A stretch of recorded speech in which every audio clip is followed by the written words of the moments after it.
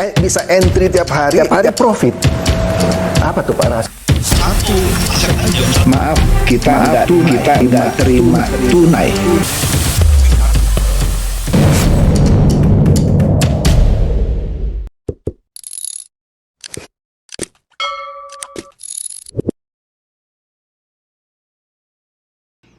Halo Bapak Ibu, saudara-saudari sekalian, lovers and haters. Salam cerdas Indonesiaku. Jumpa lagi kita pada kesempatan kali ini. Bagi Anda yang belum subscribe channel saya, silakan subscribe channel saya. Tekan loncengnya agar Anda dapat notifikasi setiap kali saya mengupload video-video saya. Menarik nih, saya akan membahas mengenai Noel yang kesal. Noel ini adalah mantan Wamenaker, Wakil Menteri Tenaga Kerja yang tertangkap tangan dalam operasi OTT, operasi tangkap tangan. Dia memeras sejumlah pengusaha ya ketika meminta sertifikat keselamatan kerja. Ya, disebutnya para pengusaha ini diperas oleh Noel. Padahal Noel ini dulu yang paling berapi-api, seakan-akan membela rakyat kecil. Dia pernah misalnya membantu beberapa pegawai yang ijazahnya ditahan oleh seorang wanita pengusaha. Akhirnya pengusaha ini jadi tersangka. Dan juga soal Sritek dan lain-lain. Tapi akhirnya Noel yang sebelumnya juga koar-koar bahwa koruptor itu harus dihukum mati, dia akhirnya juga korupsi. Bikin malu Pak Prabowo nih. Oke deh, ntar kita lihat ya bagaimana dengan kesalnya Noel ini kepada Purbaya sehingga dia ngatain sekelas menteri aja idiot. Jadi Purbaya dikatain idiot. Oke deh, sebelumnya cepat aja nih ya, ada yang menumpang lewat nih. Kita tahu kan beberapa saat lalu Pak Prabowo katanya, sebenarnya bukan katanya sih, benar sih, mengundang beberapa tanda kutip tokoh oposisi.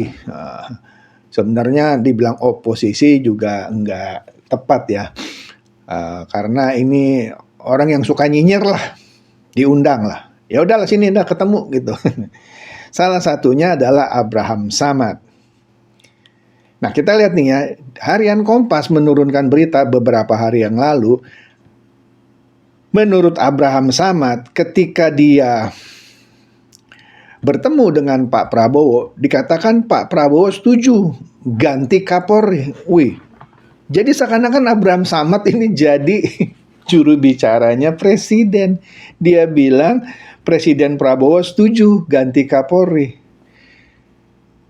Bapak Ibu, kalaupun nanti Kapolri diganti itu karena memang sudah kelamaan Kapolri. Jadi nggak bisa ini. Pak Prabowo aja sampai sekarang nggak pernah bilang kok dia setuju akan ganti Kapolri. Kalaupun dia ganti Kapolri, satu, itu adalah hak prerogatifnya. Dan Kapolri ini memang sudah agak lama ya menjabat. Dan ditambahkan lagi, Pak Prabowo setuju bahwa Polri dibawa kementerian. Sebelumnya kan ada rapat dengar pendapat ya di Komisi 3. Di situ disentil satu isu mengenai Polri ditaruh di bawah kementerian. Waktu itu Pak Listio Sigit bilang kalau sampai ditaruh di bawah kementerian lebih baik saya jadi petani katanya ya. Dengan kata lain Pak Listio Sigit tidak setuju kalau kepolisian ditaruh di bawah kementerian. Dia langsung dapat aplaus dari anggota Komisi 3 DPR RI. Ya, memang penempatan kepolisian maksud saya langsung di bawah presiden itu adalah amanat undang-undang. Oke? Jadi nggak mudah kalau mau ganti dibawa ke kementerian. Oke, kita lanjut ya. Kemudian Habibur Rahman. Ini adalah ketua Komisi 3 yang mana waktu itu pasti hadir ketika rapat dengar pendapat dengan kepolisian, dalam hal ini Kapolri Pak Listio Sigit. Jadi Habibur Rahman bilang dia mencurigai isu Polri di bawah kementerian yang disebut-sebut sembur-sembur deh oleh Abraham Samad itu sengaja dibangun demi lemahkan Prabowo. Seakan-akan mau mengadu domba Prabowo dengan kepolisian. Ada benarnya juga ya, menurut saya ya. Dia curiga narasi Polri di bawah kementerian ini adalah suatu kesengajaan yang dibangun demi melemahkan Prabowo. Nah, Muhammadiyah juga tolak kalau Polri itu di bawah kementerian. Ya, nggak sejalan dengan undang-undang. Banyak menabrak aturan. Ya, kecuali undang-undangnya mau dirubah dulu deh ya. Nah, ini jadi isu yang menarik. Kenapa ini berkembang ya, wacana ini ya? Ini menurut saya seiring dengan reformasi Polri. Setuju bahwa Polri itu harus direformasi. Karena belakangan ini banyak kasus yang aneh-aneh. Misalnya ada suami dari seorang ibu yang nguber gitu ya, 2 orang penjabret kalau nggak salah di daerah Sleman. Yang di Uber tuh nabrak apa, mati, meninggal. Yang nguber ini, sang bapak, masa jadi tersangka? Walaupun terakhir sudah diselesaikan, tidak lagi jadi tersangka. Tapi kan kasihan, jadi tersangka. Ya, aduh. Nah ini ada lagi nih, ini ada cuitan dari Alvin Lee ya. Dia bilang, penegakan hukum macam apa ini? Abai fungsi-fungsi perlindungan masyarakat dari tindak pidana pencurian atau jambret atau begal atau rampok. Kenapa Polri makin jelas berpihak pada ini ya, justru pada orang jahat kira-kira gitu ya. Kita lihat nih beritanya, tangkap pencuri pemilik toko jadi tersangka. Lah, pemilik toko nangkep pencuri, malah pemilik tokonya jadi tersangka. Ya ini kan kebalik-balik ya. Sama seperti tadi, orang nguber itu apa? Yang menjambret istrinya, ya, yang di Uber itu nabrak sesuatu dan meninggal, yang ngubernya jadi tersangka. Ini jadi lucu ya. Maka dari itu saya setuju kalau yang namanya kepolisian tuh harus direformasi. Oke?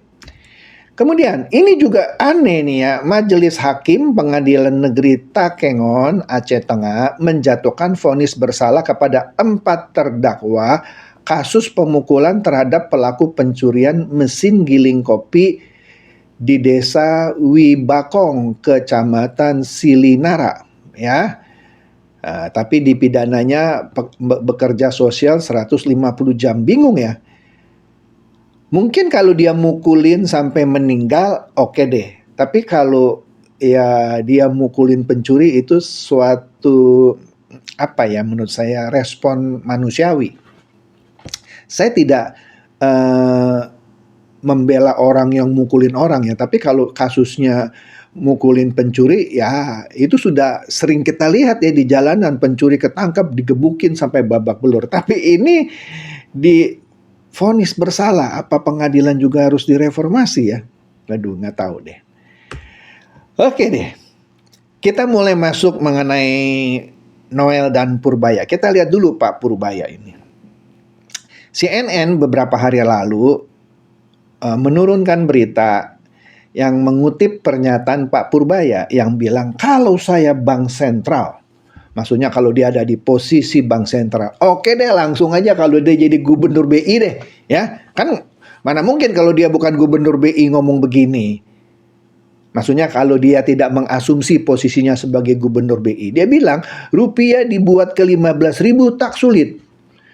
Jangan-jangan Pak Purbaya ini mau ngikutin wakilnya ya, Pak Thomas Jiwandono yang jadi wakil gubernur BI. Jangan-jangan dia mau pindah juga nih ya ke bank sentral. Dia bilang nggak sulit bikin 15.000.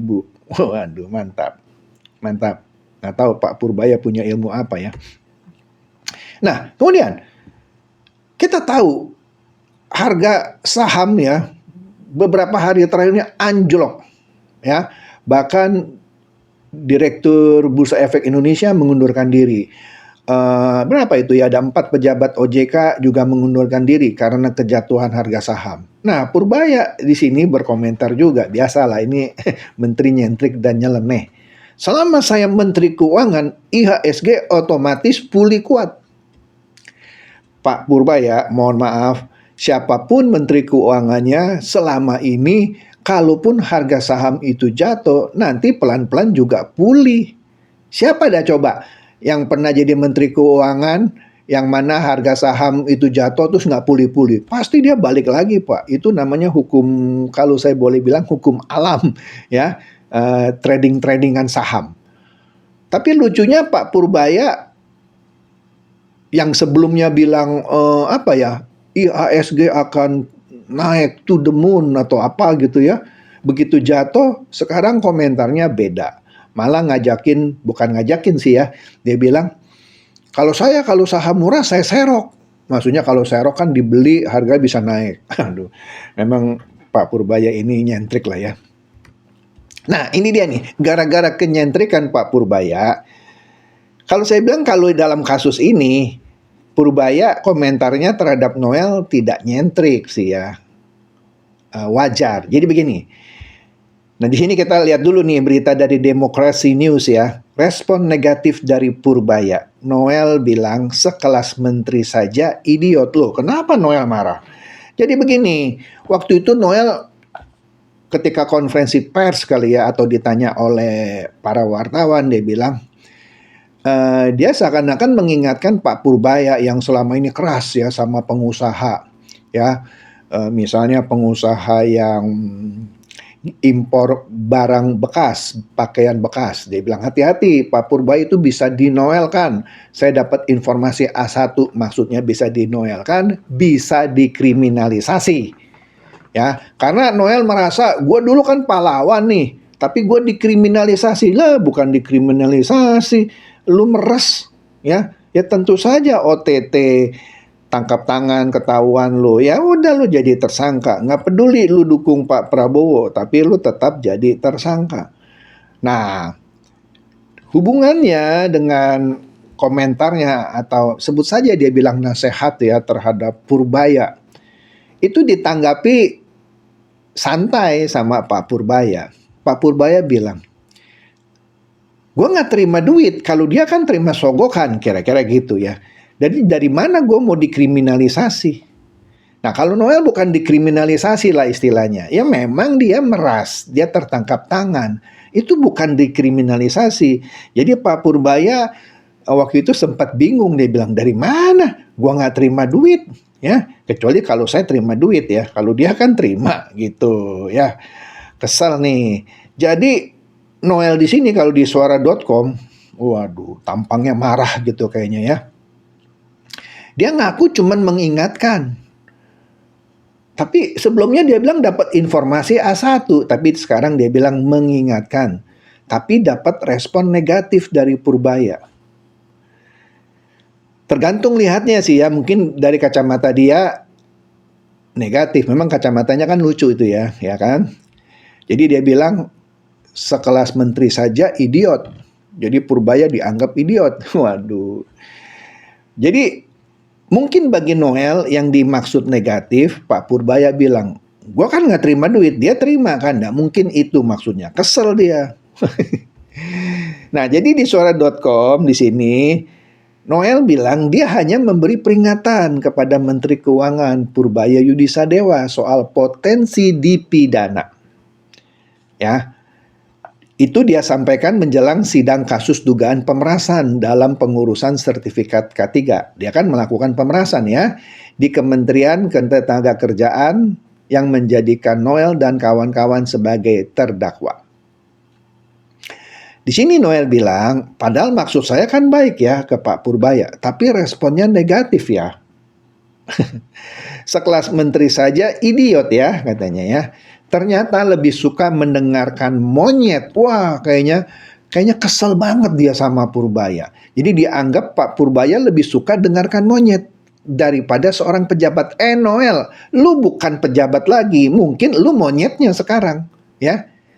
Saya bukan belain Pak Purbaya loh ya. Saya juga sering kritik Pak Purbaya ya soal tadi statementnya mengenai kalau dia di BI dia bisa turunkan rupiah jadi 15.000 dengan mudah. Kalau dia selama dia jadi Menteri Keuangan IHSG akan otomatis kuat. Saya juga kritik itu pernyataan-pernyataannya yang nyeleneh.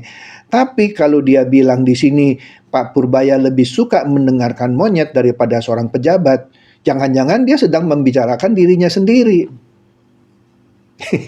Dia bukan pejabat lagi, Noel. Oke deh, ya. Jadi lucu nih ya, lucu banget, ya. Udah deh, si Noel ini nggak usah dibahas lagi dah. Soal pemerasannya dan lain-lain, ya. Nah, padahal rekan-rekannya di Kementerian Tenaga Kerja juga jadi tersangka ya dalam kasus pemerasan ini. Ada subkoordinator bidang penjaminan mutu, waduh, Nila Pratiwi Iksan menerima 326,1 juta. Ada juga subkoordinator bidang penyusunan standar mutu lembaga K3 Fitriana Bani Gunaharti. Aduh, dua-duanya ibu nih ya. Terus apa lagi ya, koordinator bidang sistem manajemen mutu Ida Ramawati 652,2 juta. Ibu-ibu semua nih ya. Itu sebagian dari pejabat dari Kementerian Tenaga Kerja yang juga jadi tersangka. Jadi itu saja dari saya, semoga ini mencerdaskan dan mencerahkan Anda semua. Silakan share video saya ini kepada teman-teman, sahabat atau kerabat supaya mereka tambah cerdas dan tercerahkan. Seperti biasa, terima kasih.